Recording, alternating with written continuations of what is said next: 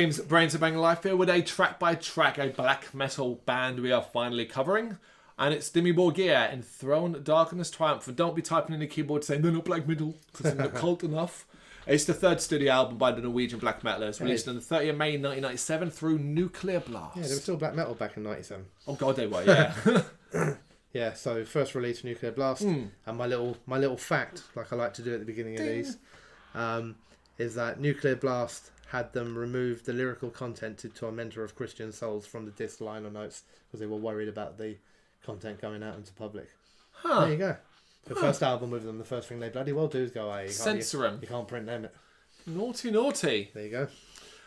So I cite Dimmu Borgir and this album as one of my major influences on my black metal taste. There's one track on this that I literally can remember the moment, the place, and the time where I was when I heard it. And I cite this album as having no influence on me musically whatsoever. However, but I don't know why, to be honest, because this is my style of music. And I do have, when I went to download this album, because I was like, I'm not sure I've even listened to this album. And when I went to download it, I realised I had 3 of the songs already on my album, on my music player. Okay. So I'd obviously, at some point, had the album and then kept the 3 that I liked the best. Really interesting. So listening back to it, it was kind of like, oh, I do remember this song. Rather than, oh, I don't know this one at all. Okay, cool. But yeah, it was kind of like a first listen, some of it. Right then, it opens with Morning Palace, which is the track I referred to at the start. It's the first ever Dimmu Borgir song I heard. The video entranced me, and I love that video to this day. The flourish of keys, the slow drawl of blackness leading to a frantic finish. This is so cool. And this is the song that I was definitely most familiar with on this album. And I do like it. I think the guitars are great throughout. I like the mix of keys and the guitars. I think as an opener it's great, but it's only as you move further into the album that it shows itself as being good, not great. Okay. Just purely because there are so many more, much better tracks on the album. No, that's a fair point. And we get Spellbound, which captures the gothic symphonic heaviness of the band perfectly. Drums are absolutely banging here. Deviously evil sounding. Yeah.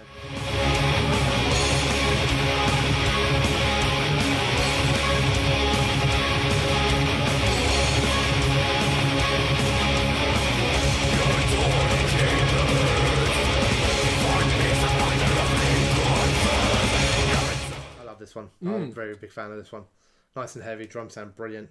But for me, it's the best times comes when it slows down and it has a lot of like the organ kind of melody going. Yeah. And it starts to slowly build up with the lead guitar and that, which I'm, doesn't not Dimmu Borgir particularly, but any band that does that stuff, I'm bang on board with it.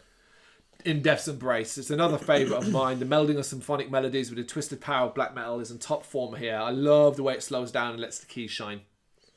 Yeah. I get one of my favourites as well. Cool. I think there's great balance between the symphonic elements and the black metal. Really, really well balanced. Something that they sometimes struggled with in later albums. Yeah. Where they maybe tipped one way or the other. That's true. Yep. I love like the kind of differences between like the really kind of violent verses and then the slow down with the piano melodies and everything like that. And it's also got a brilliant solo. It does. And I wrote it's just one of those songs that I will just never get bored listening to. Cool. And it was one of the 3 that were left on my music player. I would have chosen that Morning Palace and maybe a later one, but we'll get to that when we get to it. Relinquishment of Spirit of Flesh. You talking about leaning one way or another. Yeah. This is a lot less bombastic, more rooted in speeding heaviness with rawness, basically. Yeah. I put this was much more on the traditional black metal track. Yeah. Really aggressive. And it was quite nice to hear it actually after. Although we wouldn't say it now, but at the time would have been deemed as quite progressive, the first 3 tracks. Like for a black metal band, it's like, oh, what are they doing here? Yeah. And, so, yeah, just really strong. Probably one that was, hopefully would have pleased the purists. Yeah, but then they probably would have turned off before they got to it. Yeah, that's true. The Night Masquerade. This is a bit of an epic. End time stuff. It really sells the evil nature that Dimmu were looking to kind of embody back then.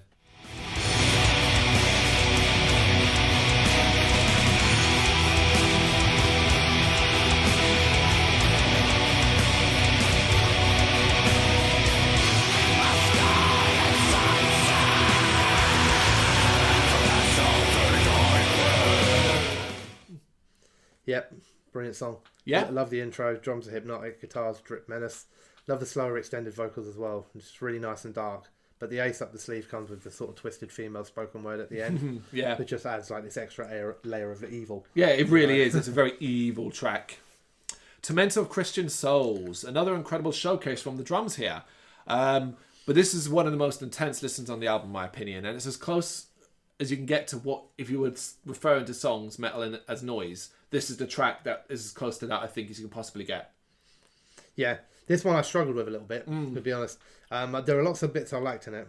I like the way like the kind of guitars and the organ work together, like make the same kind of melody at the same time, and it really darkens up the beginning.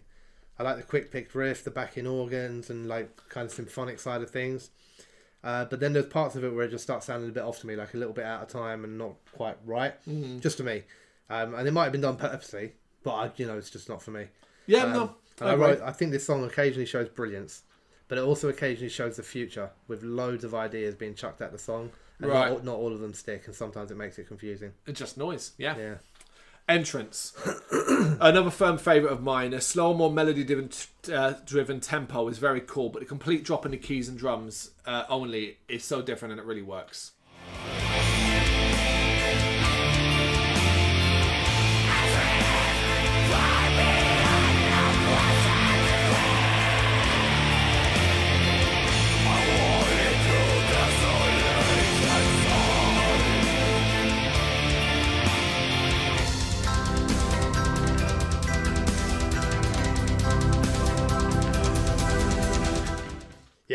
Yeah. I love it. Yeah. I love this song. I think the verses are absolutely phenomenal. All the slowed down guitars and drums, drawn out vocals, a little bit of symphonic melody. I love how it tails the way into just the keys and then just explodes back into life again. And then I wrote, this is using your mad creativity properly. Yeah, that really is.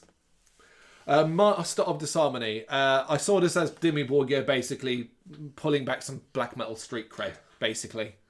Doesn't do much for me. No, I agree with you. I wrote that it seems to be a thing in the album where any display of non-traditional music quickly gets followed up with a traditional one. It's not a problem as it's not a bad song, but I kind of imagine the band chuckling nervously and going, "Oh, sorry about that. Here's one of these for you." Prudence Has Fallen. Now, this was one I actually really didn't remember hearing, and I don't really know why, because it's a bit of a banger. It's wild exciting. The riffs are very rock and roll at times, and it got some serious, obviously symphonic gothness dialed up to great effect here too. Yeah, another one I really like. I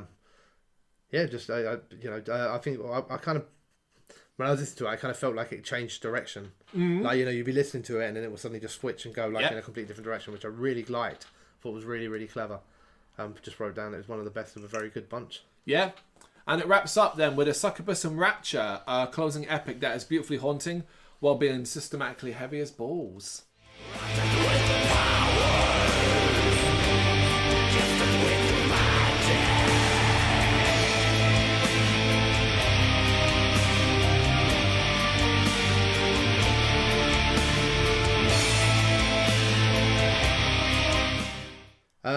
I knew I would like this track within 5 seconds of the orchestral start. Yeah? And I wrote, this is my jam.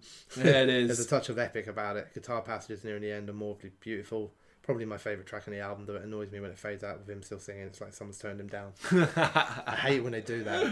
It's like, I'm turning the volume up to try and keep listening to it. It's like, no, he's off, stop and then turn the bloody music off. He's back of a car being driven away. Yeah. Right, top 3 tracks then. Okay, so my favourite track is a Succubus in Rapture. Mm-hmm. I've started being clever now. I've put an asterisk beside the ones as I listen to them, so I can look back through it. And then In Death's Embrace and Spellbound by the Devil are my 3 favourite. Okay. Interesting how taste changed, because only one of them 3 were the 3 that I kept on my music player originally. Yeah. So mine's In Death's Embrace, Entrance, and Morning Palace. Yeah, those are my 3. Those are the 3. Yeah, for sure. Because impact more than anything else. There you go, Dimmu Borgir's Enthrone Darkness Triumphant. Let us know what you think in the comments. Thank you very much for watching. You can check us out on gbhbl.com, as well as on Facebook, Instagram, Twitter and Tumblr. Go to Patreon to help us out over there. That's patreon.com/gbhbl, as well as Big Cartel, where you can find some of our merchandise. We have a podcast running on SoundCloud and Apple Podcasts. And of course, if you like this video, do us a favour, hit the subscribe button and help the channel grow. Games, horror and heavy metal. What else is life for?